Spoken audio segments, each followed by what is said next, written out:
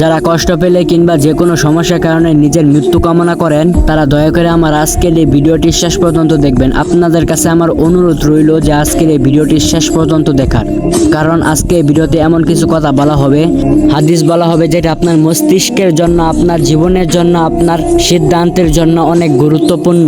তাই দয়া করে কেউ ভিডিওটি স্কিপ করবেন না। যারা নিজের মৃত্যু কামনা করেন তারা একবার হলেও হসপিটাল যেয়ে দেখবেন একটা মানুষ বাঁচার জন্য কতটা চেষ্টা করতেছে।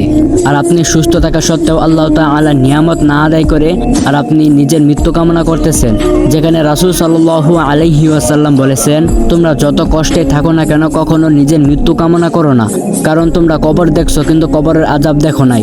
হ্যাঁ, এ কথাটা একদম সত্যি। যেখানে আমাদের রাসূল সাল্লাল্লাহু আলাইহি ওয়াসাল্লাম আমাদেরকে নিজের মৃত্যু কামনা করতে বারণ করেছেন, সেখানে আমরা কেমনে তার উম্মত হয়ে নিজের মৃত্যু কামনা করি। আর আজকের এই ভিডিওতে যদি আমি কিছু ভুল বলে থাকি তাহলে সকলেই আমাকে ক্ষমার চোখে দেখবেন।